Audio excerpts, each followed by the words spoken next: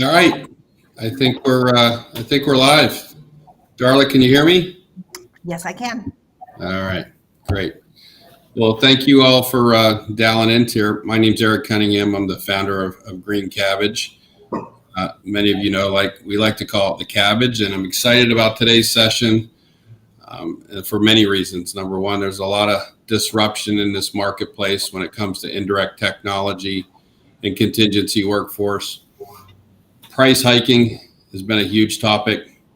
We've got a lot of disruptive acquisitions. We'll talk a little strategy about that today. What happened to SKUs? We used to buy SKUs. Now we're buying bundles. Everything's a bundle. So people are getting frustrated. There's some answers to these tests that we're going to talk about today. But before we begin, I'd like to introduce our panel today. Darla, would you like to go first? Yes, thank you. Good morning, everyone. My name is Darla Morse.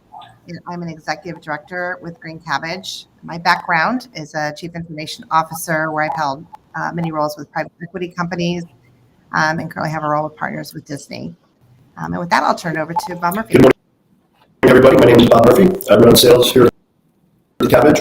Prior to being at the Cabbage, I was with Clear Edge Partners, where I was a managing sales director for the last 12 years. And prior to that, I ran sales for many technology companies. I'm going to turn it over to Andrew.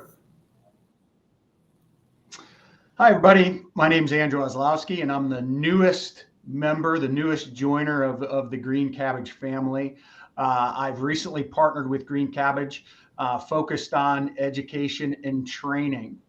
Very similar to Bob, I spent the last 30 years working on deals, the first 20 from the supplier side, the last 10 plus from the buyer side. And I now bring that expertise to clients from a training perspective. Thanks, Andrew. Let's transition to the next slide, please. So if you don't know who Green Cabbage is, we've been around for quite some time, but we had a different name before called Pass. But what we're proud about is the partnership as an extension of our clients team that we can bring.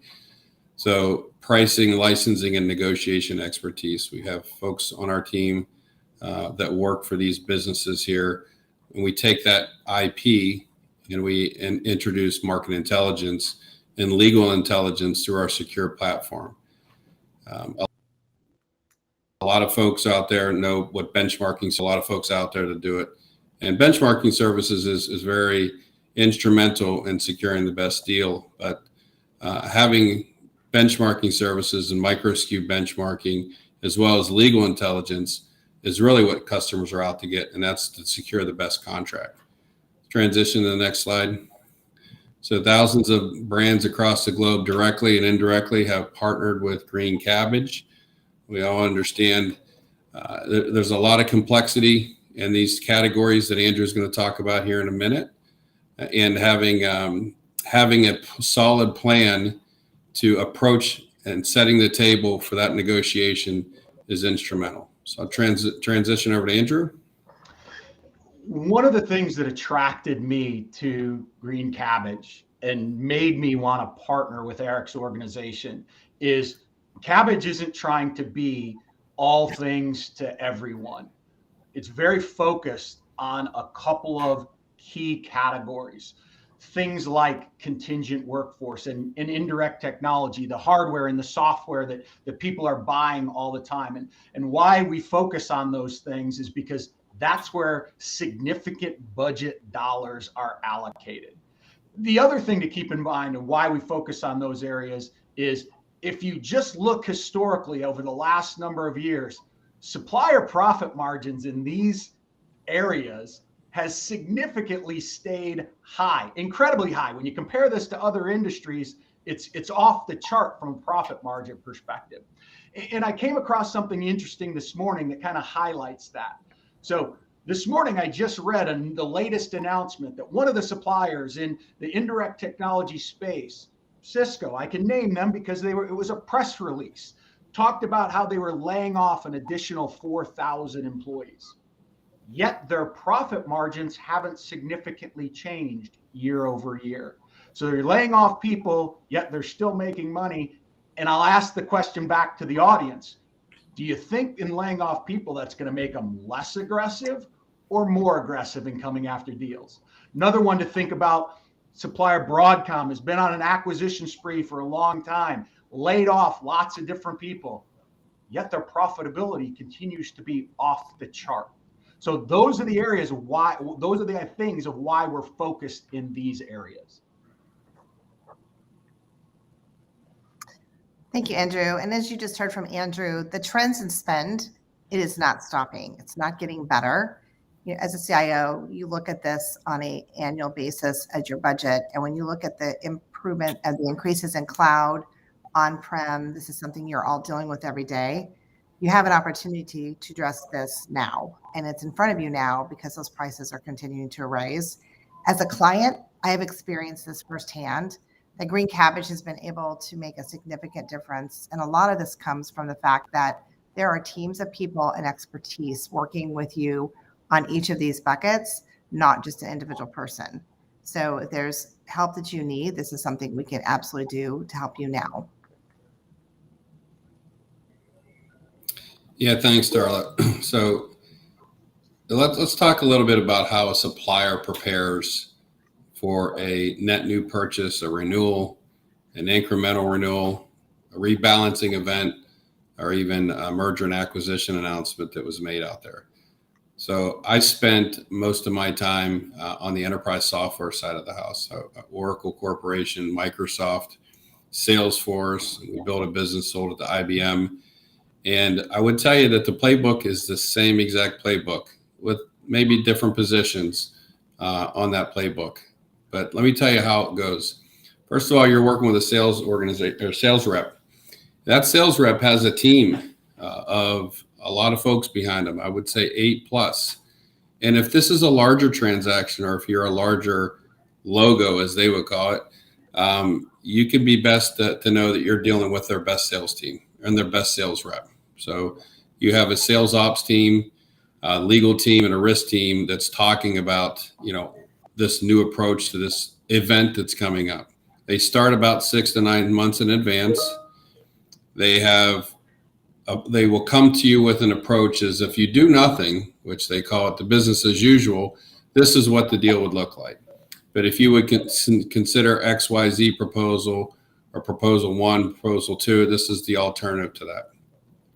Believe it or not, they know a lot about you, and you might not know that. So they'll do a white space of the competitive landscape of all the products that these SKUs that they used to sell now have bundles that will be able to replace some of these. Maybe it's a niche player or maybe another mega supplier that's in there as well too. Org charts and heat maps. So I love the illustration that our marketing team did here. So the best sales reps are tasked with building relationships with folks in the business, procurement, finance, and IT. And when they sit in their QBRs or this deal review that they call them, you know, you better be known as, if you're the sales rep, you better know who's in the business and procurement, and they're calling high and they're calling wide. Understand the decision-making process. And in many cases, that's where you'll hear in procurement, what's the process look like? How long does this take? When does this go to legal? When do we get this back?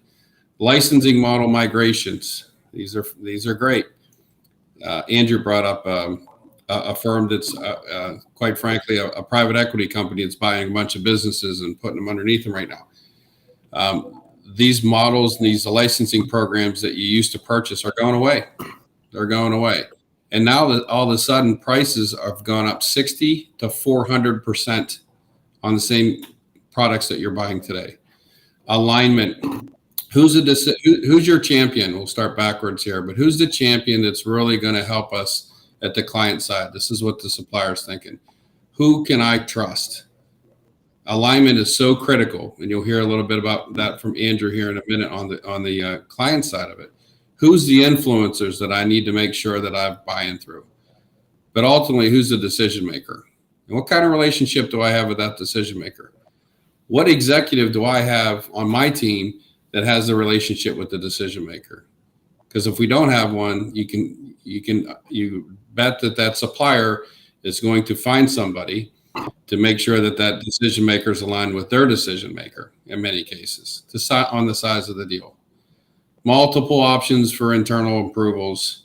So it's important for you to understand that there's a plan. This isn't just a sales rep calling and asking for a deal at a next event. They have a strategy, they have a process, and they have approval processes. And I'll switch things over to Bob now to talk about the next slide. Or excuse me, I'm sorry. Turn it over to Darla. The transition from the mindset of the supplier to really how does it get back over to the client? Absolutely. Thank you, Eric. So as you just heard Eric talk about controlling the narrative in who you're working with, our most successful clients are asking themselves these questions. What are the discount in terms being offered? These change and you don't even know they changed. These are not always in your favor. And if you don't have that expertise in your organization, you are absolutely going to be paying more money. So I think making sure you have that right connection and the next piece to the relationship, where do you have those relationships? When you're working with an account person, that account person only has a specific level of authority to give you a discount. In my experience, I thought I was getting the great discounts. What I learned is that I didn't have the right level of relationships and I wasn't getting the best discount. So that's a question you should be asking. Where are your relationships and at what level in that organization of the supplier are you working with? And then to the competition, how is that supplier creating a competitive advantage for you? Are they working with you to grow and scale? If you're a merger and acquisition company, are they thinking of the best structure for your contracts? And typically that is not happening with the expertise that they're providing you. So this is something where I would say call to action, take back that control and take that knowledge so that you are in the driver's seat whenever you're negotiating these contracts. Hey, Darla, I just want to bring up one point. I love under volume. It says, how are your suppliers? Vendors. We call them suppliers. We don't like the word vendor. We think that it's a little harsh. How are your suppliers? And by the way, you can be a strategic supplier or a supplier. You probably want to be a strategic supplier. And I know there's a lot of suppliers on this call. How are your suppliers rewarding you for your company's success? Right? Ask that question, right? It's really because your success is driving their success without doing nothing. Nothing. I was a sales guy my entire life, right? I know what the cost of sale is. As you grow your user counters, you grow your MIPS level of as you grow everything else, their wallets are getting packed. So ask that question. Very important. Good morning, everybody. This is a very powerful slide. This is an example of the supplier pricing playbook. Eric, Andrew, myself, and many others at Green Cabbage, we were these people on the left, right? We know how the process works, which is really important. Actually, today, we know many of the people inside these companies. And let me just give you a couple of examples. Oracle, they call it a DAS 6, right? With Oracle, you got to get up to the operations legal folks. Microsoft, the renewal is called a T36. There's 8 levels. You want to get to the deal desk. Matter of fact, the deal desk has more power than the president of US sales. Cisco, the reseller, the sales team has to fill out a DAS request. It's a 7-step process, but if you can get to the 8th step, you're getting to the controller who's the ultimate decision maker. SAP, if you're at the low levels and you're not at the SVP level, you're not getting any pricing concession. So here at Green Cabbage, we provide market intelligence and we have to know how to get to the right people.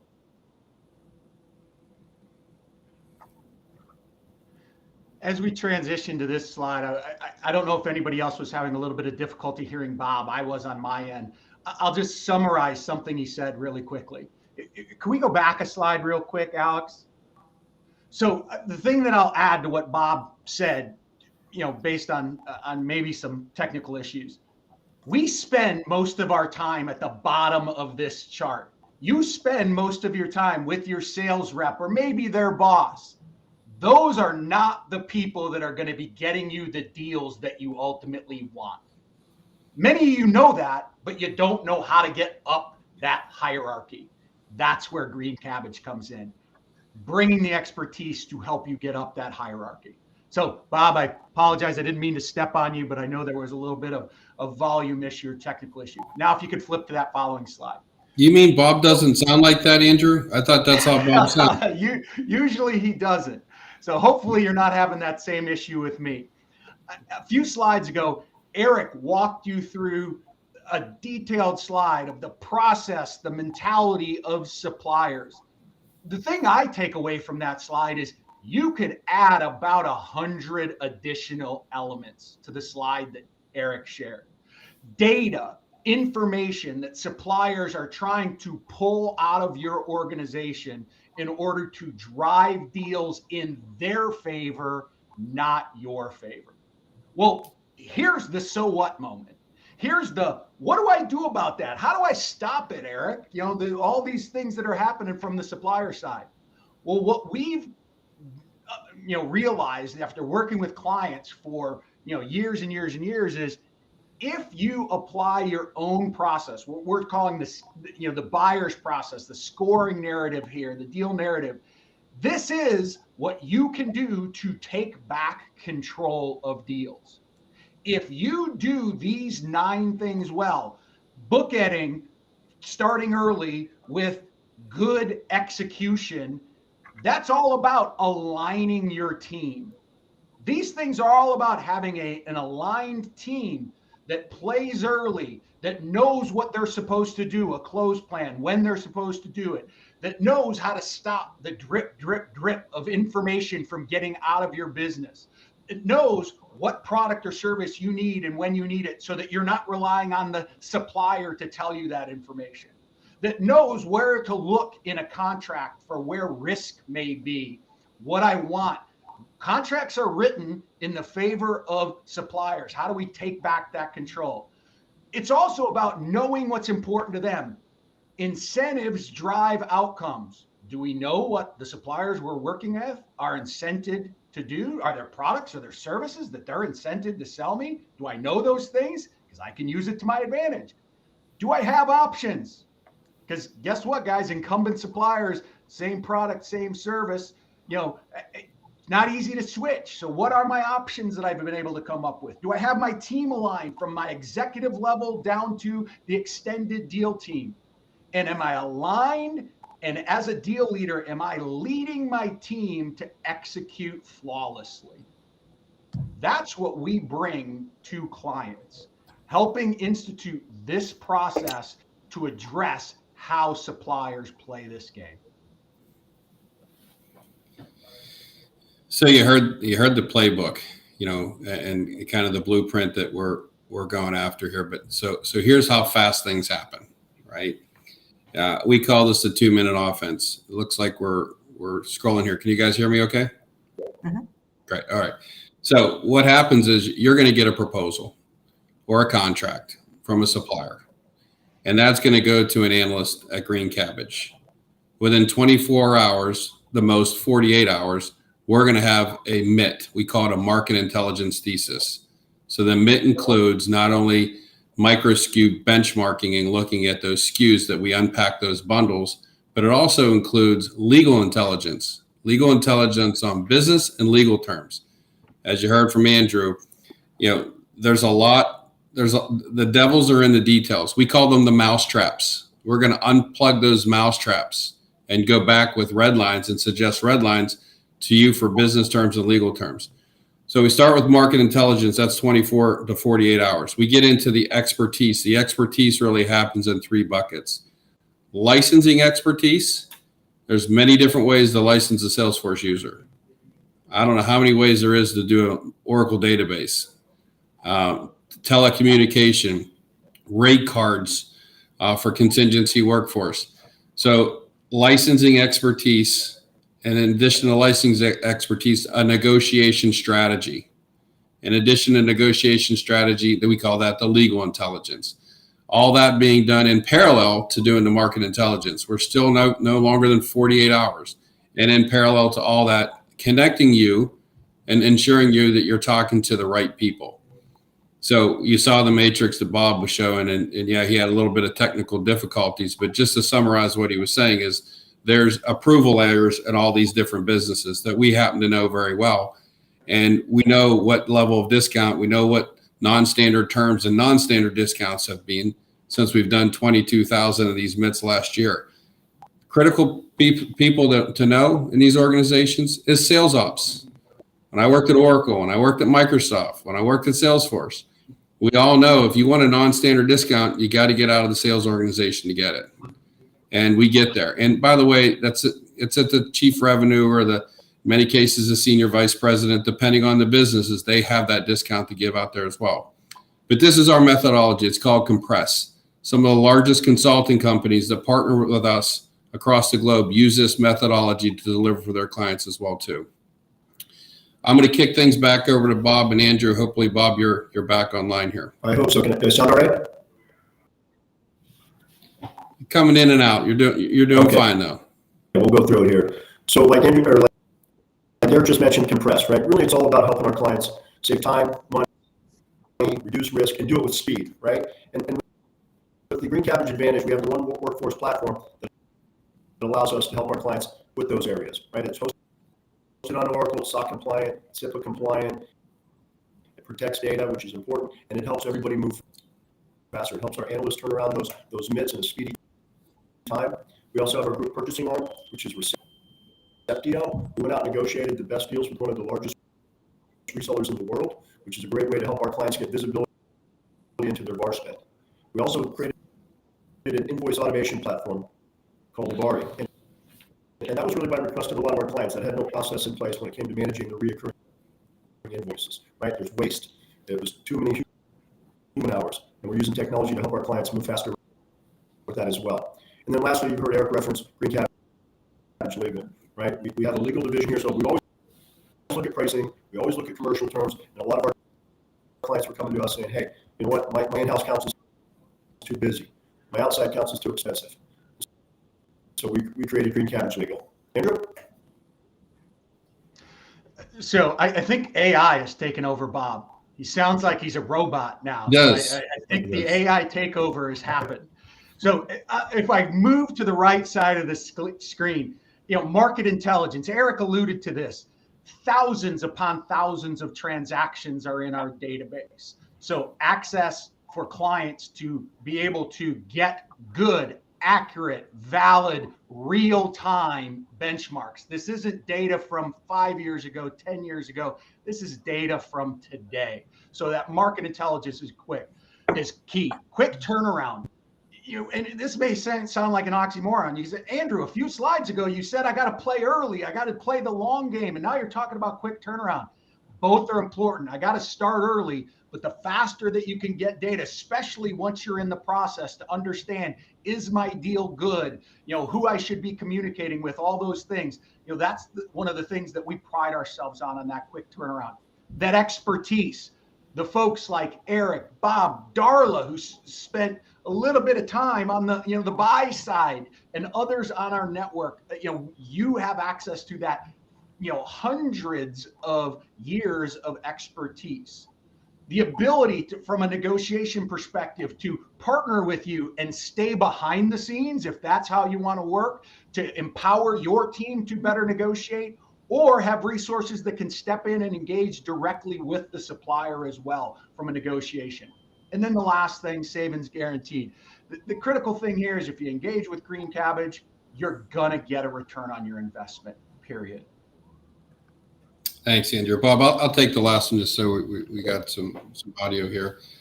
And I'll start by this. We haven't met, Andrew started before, we're focusing on really two categories. It's a contingency workforce and indirect technology.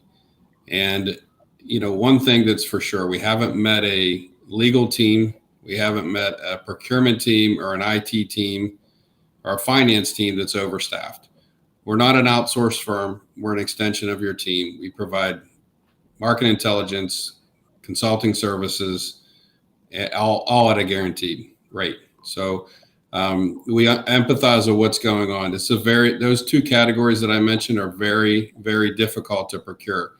And there's no PhD degree, there's no college degree that you can go out to get that. You have to be a practitioner. And why we feel like we're in a good position to help our clients, and we have helped our clients, is really understanding what's going through the mindset of the supplier, and then obviously the market intelligence. So we're so confident that we're willing to offer you, as a token of our appreciation of getting on this call today, a no-cost POV.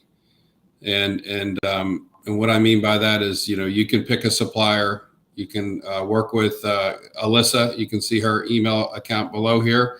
Send her an email, and you want to have a no-cost POV. We'll work on that. We call it funding your project around here. So you can create a bunch of savings and fund a project where you're going to be able to leverage a market intelligence platform.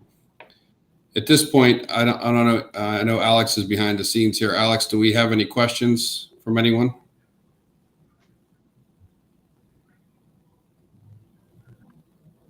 I see a lot of questions coming in on a different channel here, on an email channel, but on behalf of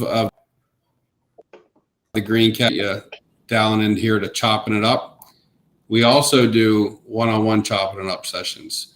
Andrew leads the education and the training piece of the business. Bob leads the sales organization here at Green Cabbage.